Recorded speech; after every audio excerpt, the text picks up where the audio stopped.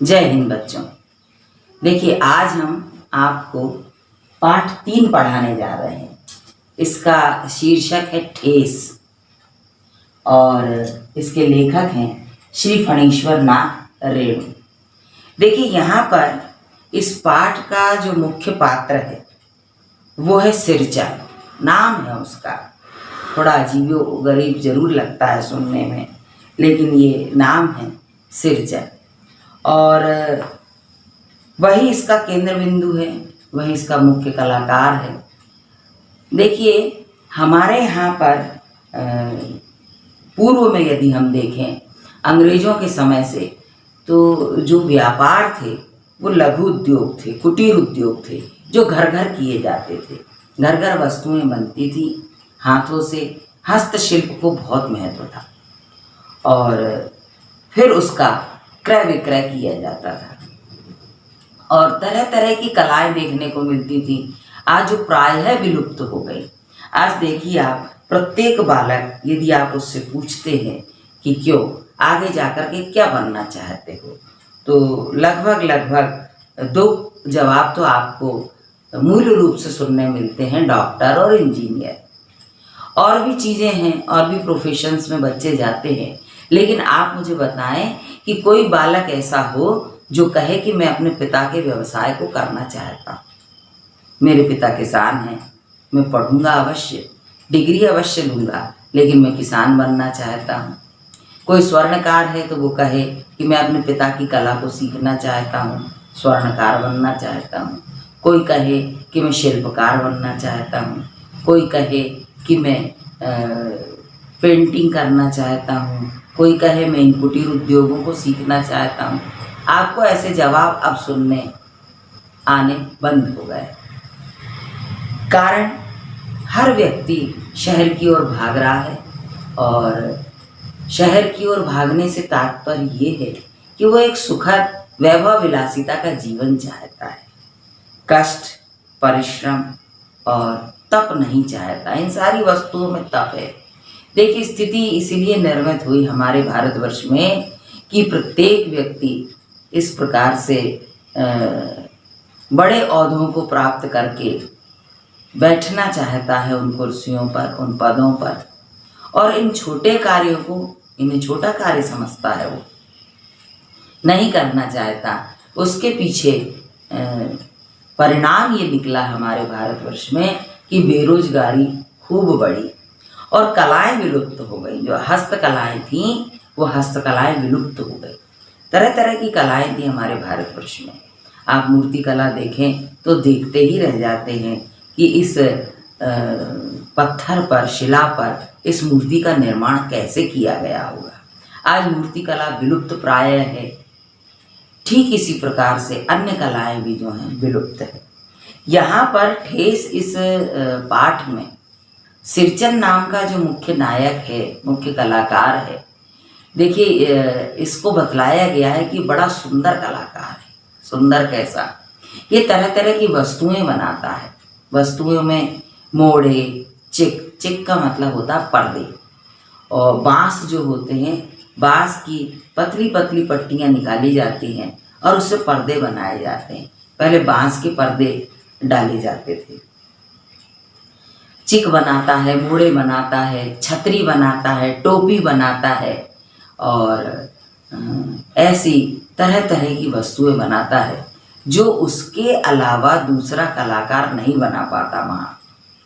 और उसमें वो सिद्धहस्त है। सिद्धहस्त का मतलब बड़ी कुशलता है उसके कार्य में, बहुत सुंदरता के साथ बनाता है। यहाँ पर इस गांव में एक बच्ची है जिसका नाम है मानू। उसका विवाह हुआ और विवाह के बाद में जब वह अपनी ससुराल गई और वहाँ से पहली बार मायके के लिए लौट कर के आई, और जब उसको दोबारा ससुराल जाना था तो वहाँ से एक पत्र आया।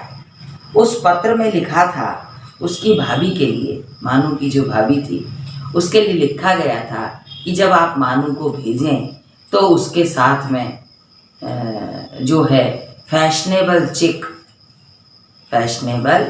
चिक और साथ साथ सिरचन जो सामान बनाया करता था, मोड़े हैं, चिक हैं और भी तरह की वस्तुएं हैं, वो भेजी जाए।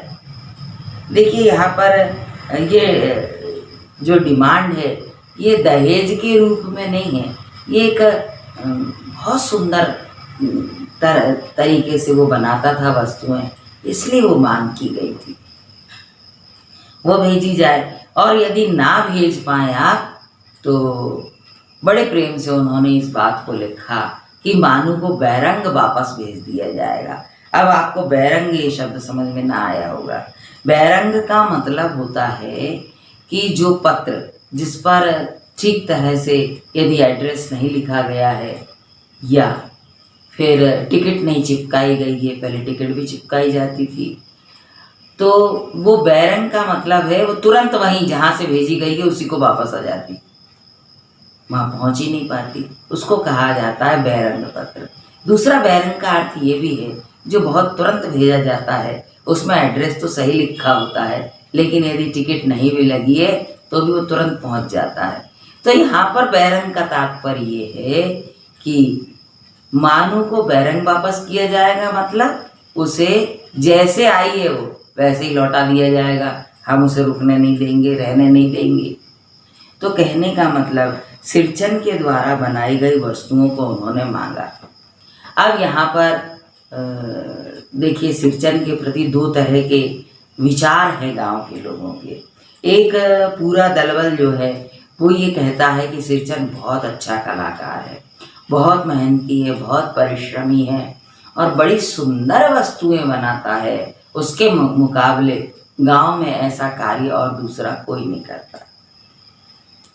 दूसरा जो भाग है गांव का वो ये कहता है कि वो चटोर है, मतलब चटोरा है, यदि अच्छा अच्छा खाने मिलता है तो वो वस्तुएं बनाता है और यदि खाने में कमी हुई, तेल घी की कमी हुई, चिकनाई की कमी, इसलिए यहाँ पर ये शब्द उन्होंने लिखा कि चिकनाई की कमी हुई तो काम वहीं छोड़ करके भाग जाता है।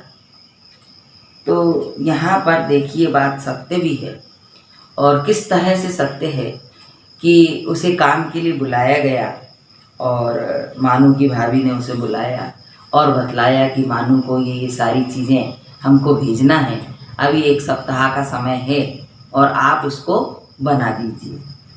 जहाँ वो काम करता है भोजन वहीं करता है और भोजन यदि बड़ा रसयुक्त हुआ तो काम में उसका मन लगता है और भोजन यदि रूखा सूखा हुआ तो भाग जाता है। तो यहाँ पर भोजन की तो बड़ी सुंदर व्यवस्था उसके लिए की गई। मानू भी उससे मिलने आती और मानू उसको संबोधन किया करती थी दादा। मानू ने आकर के सिरचन से कहा भी कि दादा देखो घर में तो 4 लोग हैं, तरह तरह की बातें करेंगे, आप किसी की भी बात पर ध्यान मत देना और अपने काम को करते रहना। वो चाहती है कि ऐसा कुछ ना हो कि सिरचन दादा काम ना कर पाए और चीज़ें ना बन पाए तो उसे ससुराल में रहने नहीं मिल पाएगा। यहाँ पर सिरचन का भी जो भाव है मानू के प्रति वो बड़ा वात्सल्य भरा है, वो बहुत प्रेम करता है मानू से, अपनी बच्ची की तरह उसको मानता है। तो वो यहाँ पर उसके लिए सुंदर सुंदर वस्तुएं बना रहा है, मोढ़े, फैशनेबल चेक, छतरी, टोपी, न जाने क्या क्या। देखिए एक पेड़ हुआ करता था पहले हमारे यहाँ पर, आप बालकों ने तो उसको नहीं देखा है, उसको खस का पेड़ कहा जाता था। तो उससे भी पर्दे बनाए जाते थे ग्रीष्म काल के लिए, जो कमरे को वातानुकूलित करते थे। आज जो आप एसी लगाते हैं ये प्राकृतिक वातानुकूलन था जो खस के द्वारा किया जाता था। खस एक पेड़ है, उसके तंतु यानी उसकी डंडियाँ निकाली जाती थी और उसको बड़ी कलाकारी से बुन करके उसके पर्दे बना लिए जाते थे। उस पर जलवृष्टि की जाती, उस पर जल डाला जाता और जल के डालने से बाहर की हवा जब भीतर प्रवेश करती तो इतनी शीतल होकर के प्रवेश करती कि कमरा पूरा वातानुकूलित हो जाता। तो ये सारी वस्तुएं सिरचन बनाया करता था। तो सिरचन ने वस्तुएं बनाना शुरू की। अब आसपास के वातावरण से वो थोड़ा सा क्षुब्ध भी हुआ और समय आ गया मानू के जाने का और वो चला भी गया बीच में। पर उसे पता चला कि मानू स्टेशन पहुंच चुकी है और उसकी गाड़ी आने ही वाली है। तो वो दौड़ा दौड़ा अपना सामान लेकर के वहाँ पहुँचता है और वो सारा सामान जो उसने बनाया है वो बड़े प्रेम से मानू को देता है। कहता है, लो बेटा, ये मैंने तुम्हारे लिए बनाया है।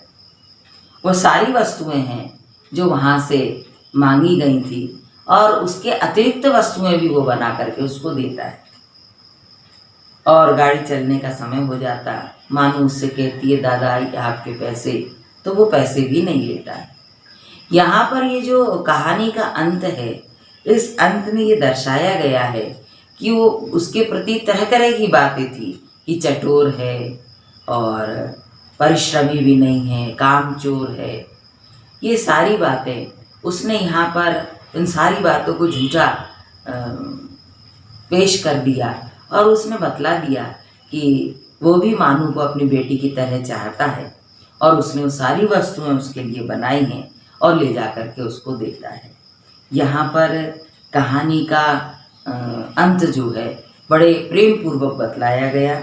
एक कलाकार के अंदर भी पिता का हृदय होता है।